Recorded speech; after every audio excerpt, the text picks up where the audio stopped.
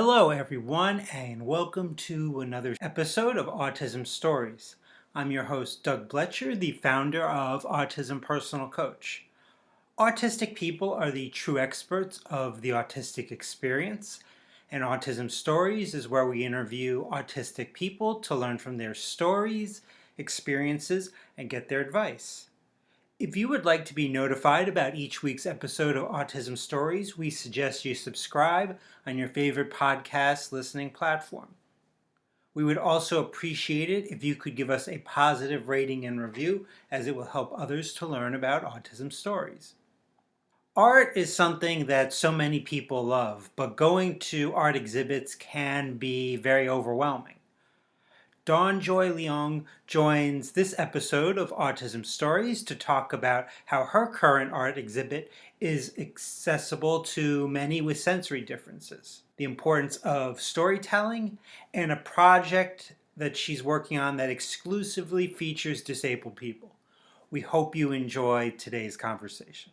Give me a second. Recording in progress. Dawn, thanks so much for joining us today. It's a pleasure to be back again. Now, where does your story in the autistic community begin? It began around the same time as my joining Facebook. Back in the day where we were only allowed to join by invitation, and that was around the time that I was diagnosed. So Facebook became a great channel for me to find my community. I joined a few groups, and at that time it was still called Asperger's. So I joined a few groups, and it was really messy though, because there were some really interesting characters in these groups, and things did quickly go sour. But I managed to make some friends online, and they're still my friends today. So that was how I connected with the worldwide community, and never looked back. Now, one of my favorite things is collaborating with others to create something we both can be proud of. So just recently, you've collaborated with Simon Phillips to create an exhibit at the John Curtin Gallery in Australia. How did that collaboration work, especially because I believe the two of you live in different countries? Yeah, and there's no travel at the moment. Western Australia doesn't want us in there for very good reasons. Well, the wonderful thing about being autistic is that most of us don't seem to have a problem with connecting online. In fact, I prefer the online medium. It gives me some time to think about how to respond, and also less pressure from the sensory issues, because I'm in my own comfortable environment. And so we connected online. The curator connected us online, and we hit off. We were able to communicate sensorily, because he is a sensory artist himself. So his photographs were all about sensory communication and experience and expression, and so are my soundscapes. So we share a similar language with the universe. So it was really easy. We didn't have to talk very much. We just understood what each other were trying to convey. And so yeah, it was a great experience. Very pleasant. The exhibit that you and Simon have created is called Sense and Sensitivity, a series of sensory stories that celebrate the beauty of the natural world. What can people expect from this exhibit from you and Simon? Well, I haven't been there, but I've seen videos, and visitors to the gallery will definitely see very large-sized prints of Simon's very breathtaking photos. And then they'll be able to listen to each of my soundscapes that accompany the photographs. They were composed in response to Simon's work on, there are headphones provided.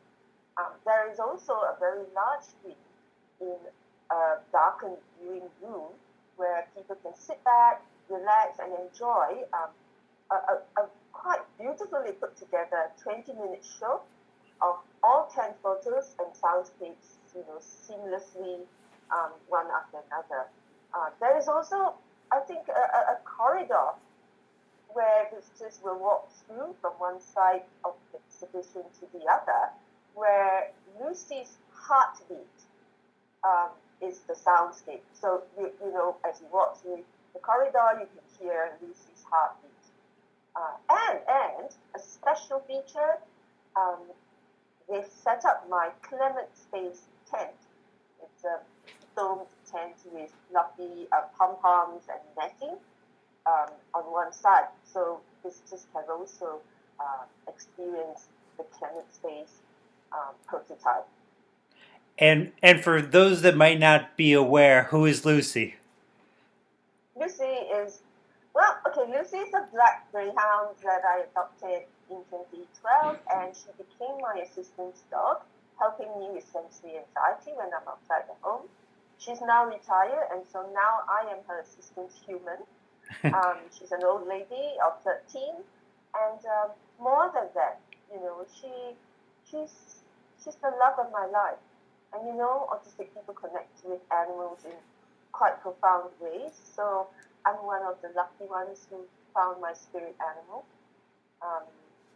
So our story is in my latest production, which I will tell you about later on. Yeah, absolutely. We will get to that.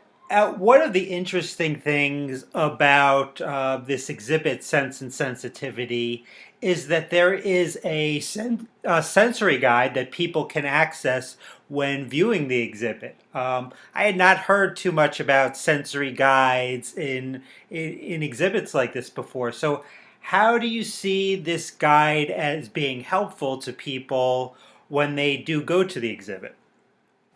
Well, first of all, sensory guide, this is a new thing, and it's about access, providing accessible spaces. And so we are actually developing this in Singapore as well at the National Gallery.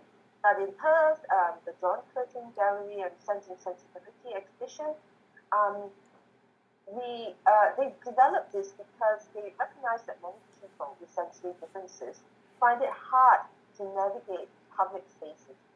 And so a sensory guide is like a mobility guide. In a mobility guide, it shows you where the lifts are, the ramps, etc., and what facilities are available. So this is the same thing.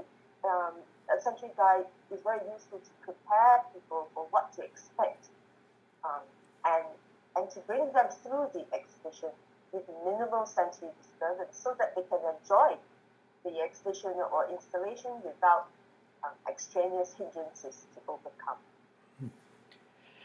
The sounds you created for this exhibit were inspired by Scheherazade in the Arabian Nights folktales.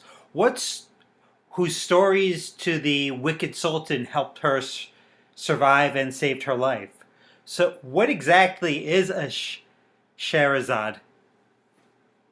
Quite literally, I mean, Scheherazade is the name of the mythical female character in the folktales, and apart from entertaining the sultan with gripping stories that helped save her life, Scheherazade actually is a model of a female presenting, female identifying person who has to navigate inequalities, and it's also a story of violence and domestic abuse. Power over a patriarchal power. It's actually quite a complex thing to approach. But to me, it's a very simple thing. Scheherazade just represents my autistic embodiment, especially because Scheherazade is female identifying, and she's a woman, and females have to perform socially in certain ways. We are pressured to do so, especially in certain cultural contexts. Um, we have to do certain things in compliance just to survive, to stay alive. And compared to the Arabian Nights folk tales, you put a little bit different twist on your Sherazad. In what ways was your Sherazad different from the Arabian Nights folk tales? Well, I was not married to an oppressive, abusive man. Thankfully, I probably escaped a few of these. But I share the same um, experience of emancipation from oppression. The difference is that I am an autistic woman and navigating a modern society. I probably have a lot more freedoms than she had. And yes, and this Scheherazade is autistic. Now, I learned so much from other people's stories. I'm wondering for you, how important is it hearing other people's stories or folk tales like the Sherazade in the Arabian Nights for you? I think hearing other people's narratives and even through fantasias that are, maybe hyper-realistic and not exactly word for word reality, all these stories give one a sense of camaraderie and understanding that, one is never absolutely alone. It also offers insights into how others may navigate similar situations to one's own journey, and maybe some encouragement, um, and, courage, reassurance. These things are very important. Yeah, to me anyway. I like uh, looking at other people's stories. Now, what about sensory experiences that are incorporated in this exhibit, Sense and Sensitivity? How helpful do you think those experiences are in helping people to embrace and love their autistic self?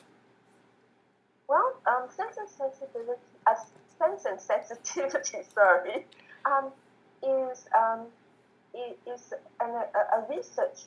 Uh, I think it's a research project as well, um, and they're researching neurodiversity.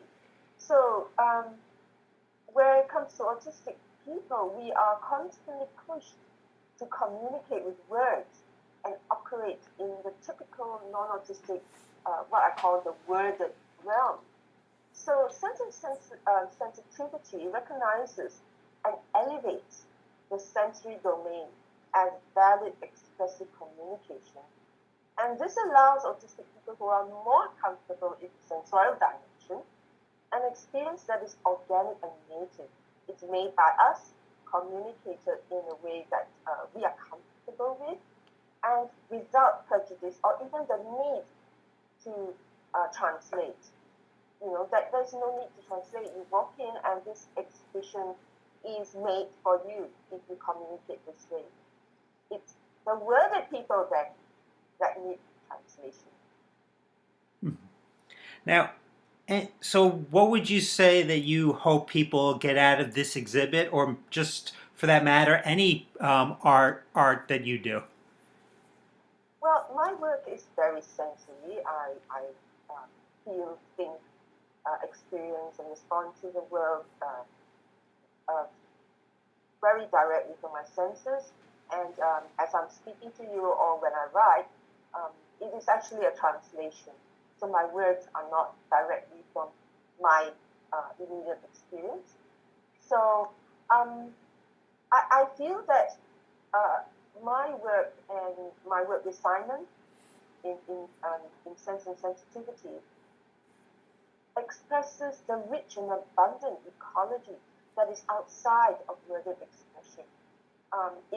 We want to validate our autistic sensory communication as a real valuable and important communication style.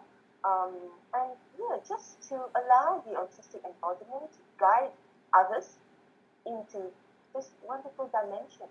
It's a welcome to my world again. I mean, I know it's cliche, but there's so much about our realm that people don't know about. We've been talking a lot about communication, and I'm just wondering, I've heard you talk, before about your and Lucy's relationship. How has Lucy helped you in terms of communication?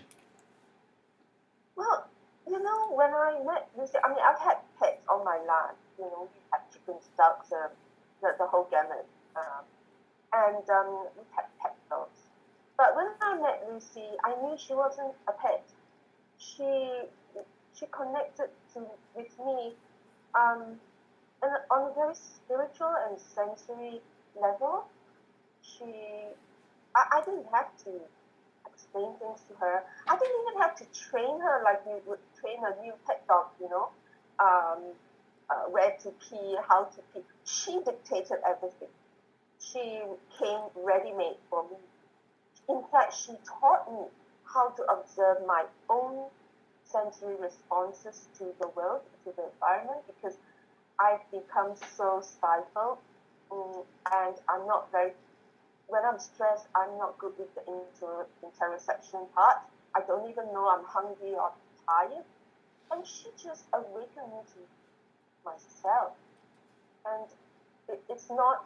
She's not even a loving dog. You see pictures of these pit bulls jumping on your lap and cuddling. She doesn't even like cuddling.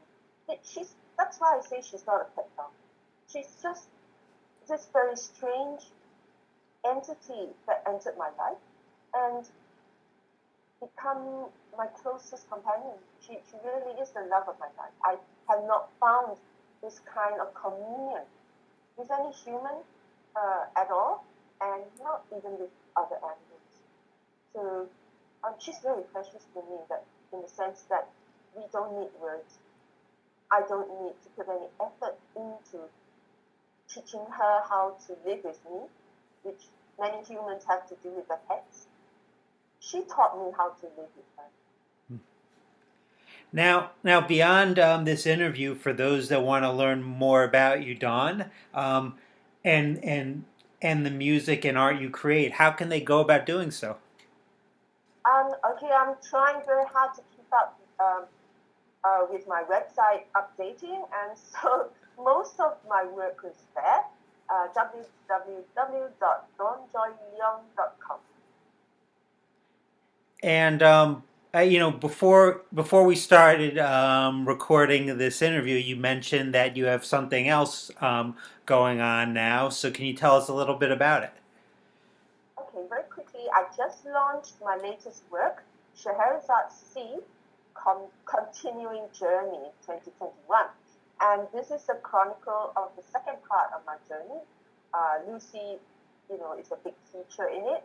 And what's different is I've always been a solo performance artist because I find it hard to communicate with other people what I want. But this time around, I went out of my comfort zone, largely because I have an amazing collaborator in theatre director, Peter South. And so the cast is an all-disabled cast. They're all disabled artists. My lead character, I have handed over the lead, Scheherazade, to a young artist who is visually impaired. She uses a white cane, and she has an amazing voice. Her name is Claire. And then I have two dancers, because Scheherazade, it's a narrative with words, but also sensory communication. And so I have two dancers, artists with Down syndrome. One is an experienced artist, and the other one is a newbie that we are mentoring. So that's all part of my work in Singapore, that I mentor younger artists who want to try their hand at gaining some professional experience. So Scheherazade Sea Continuing Journey marks my second part of the journey, where other people come into my formerly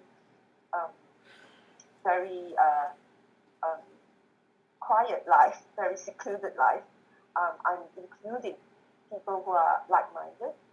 And yes, so we are on YouTube now. If you just search for Scheherazade C, Dawn-joy Leong, you will get our channel.